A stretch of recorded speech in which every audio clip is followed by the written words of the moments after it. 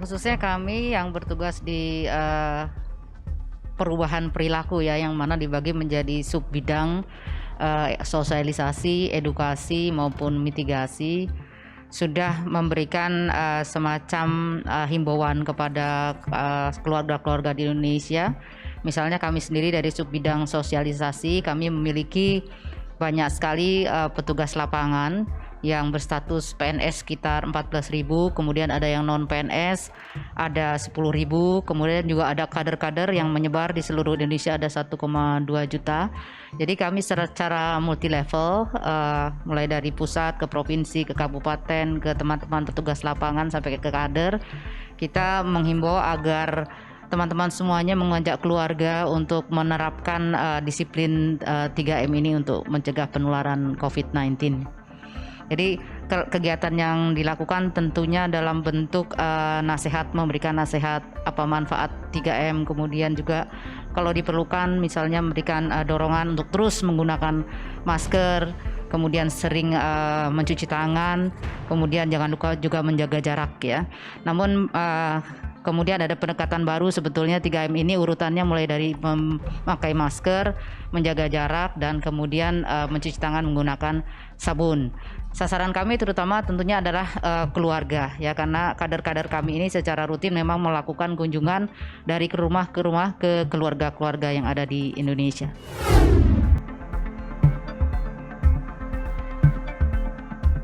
Saya kira akhirnya keluarga menjadi ya peran sentral ya dari pencegahan COVID ini. Kenapa begitu?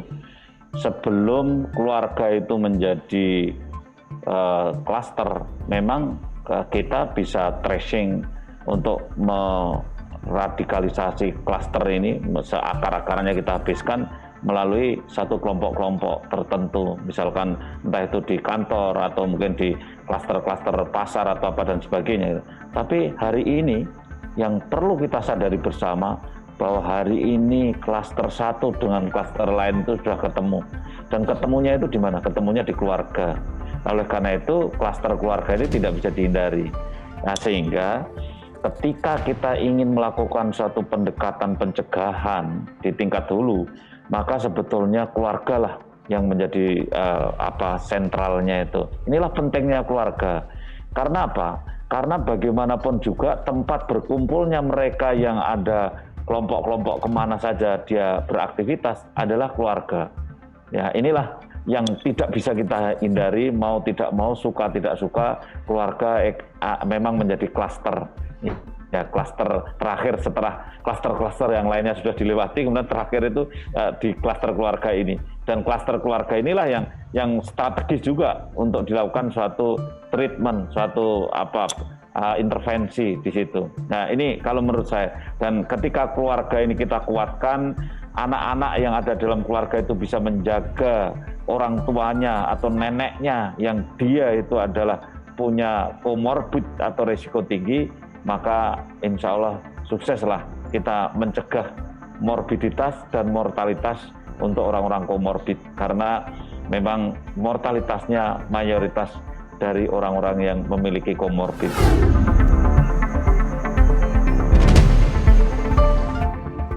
Ya, sebetulnya BKKBN sangat concern ya dalam hal ini, dan oleh karena itu kami juga menugaskan itu Bu Dhani itu kan dari BKKBN, deputi di BKKBN, kemudian bisa ikut bergabung di BNPB supaya gerbong BKKBN ini bisa terbawa di dalam gerakan BNPB di bawah Bu Dhani ya. Oleh karena itu itulah langkah pertama BKBN lakukan, salah satunya secara struktur join dengan baik dengan BNPB agar gerbong yang sifatnya multi level networking, dari yang di pusat ini ada 800 karyawan, yang di daerah ada sekitar 2.000, yang di lapangan ada sekitar 25.000, dan yang di desa ada 1,2 juta, itu menjadi satu gerbong yang satu gerak langkah tegak lurus dengan apa yang diperintahkan dari BNPB. Itu satu secara struktur supaya ini betul-betul bisa menyapu bersih sela-sela yang ada di celah-celah yang ada di masyarakat yang belum terinformasikan tentang masalah pencegahan termasuk 3M itu. Itu langkah yang kita lakukan. Kemudian yang kedua, kita juga melakukan yang namanya pembuatan materi ya. Sejak awal bulan Maret kita sudah membuat vlog-vlog ringan itu yang isinya tentang himbauan untuk bagaimana mencegah terjadinya COVID, penularan COVID.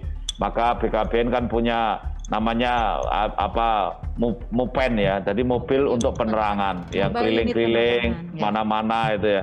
Kemarin sempat ada yang viral, jangan hamil dulu itu kan juga itu bagian dari kegiatan BKKBN. Dan saya kira itulah langkah-langkah BKBN yang selama ini sudah kita lakukan. Dan kalau saya menanggapi Mbak Lita tadi kan menarik ya, jadi Mbak Lita ini kan usia masih muda, sehingga alhamdulillah Mbak Lita ini mudah selamat lolos dari klinis yang positif. Artinya secara laboratoris Mbak Lita ini positif, tetapi secara klinis Mbak Lita tidak menderita morbiditas yang berat. Artinya tidak sampai panas tinggi, tidak sampai sesak napas gitu.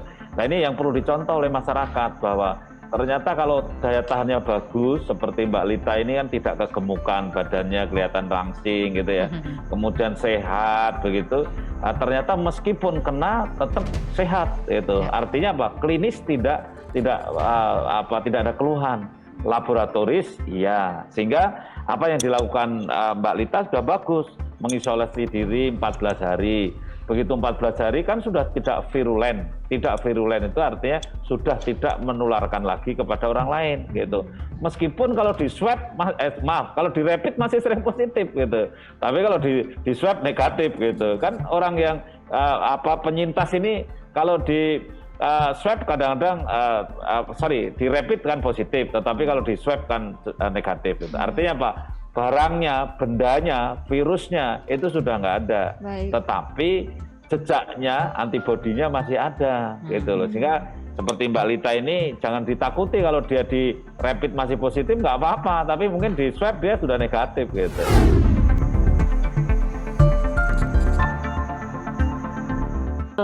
Kalau kita aku dan suami dari awal pertama kali adanya COVID-19 ini untuk anak ya Mbak, anak itu kan maksudnya apalagi usianya dia masih 1,5 tahun, dia belum mengerti kenapa harus pakai masker, kenapa ini. Cuman kita menerapkan dari awal pertama kali COVID itu selalu kalau kita jalan itu harus pakai masker. Jadi dia melihat bahwa oh ibu saya pakai masker, bapak saya pakai masker, dan kita harus selalu konsisten kepada anak bahwa kalau keluar itu pakai masker. Sama aja kayak hal kecil, misalnya kalau keluar itu harus pakai sendal, sama seperti itu.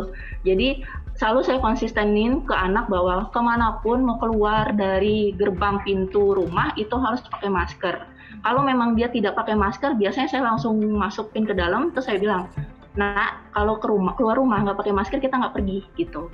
Jadi lebih menekankan seperti itu. Jadi anak itu pasti akan melihat, oh bapak ibunya pakai masker, kakek neneknya pada saat datang itu mencuci tangan pakai masker atau pergi pakai masker. Nah dia juga ikut serta, dia sekarang pun ngerti kalau keluar itu pasti dia nunjuk masker.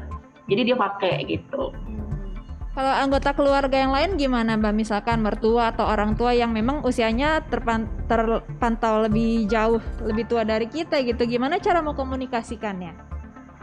Kalau komunikasi, saya dan kakak saya termasuk seorang dokter ya, dia aware banget bahwa kalau misalnya mau keluar kemanapun harus pakai masker, maupun kalau misalnya sudah keluar rumah mau ke pasar atau apa itu harus langsung mandi. Apalagi kan posisi usianya dia itu udah lebih dari 50 tahun, sudah pensiun. Jadi walaupun dia tidak rentan, walaupun dia tidak punya status pembawa, tapi kan kita nggak tahu ya Mbak, posisi di luar tuh bagaimana dia bertemu dengan orang atau apa. Jadi selalu saya maupun kakak saya maupun adik saya itu selalu aware kalau keluar rumah nggak boleh lebih dari 1 atau 2 jam. Kalau ke pasar langsung pulang atau langsung mandi. Kalau nggak mandi nggak boleh, maksudnya kalau mandi itu udah harus dari keramas sampai ke ini baru ganti baju dan itu langsung dicuci gitu.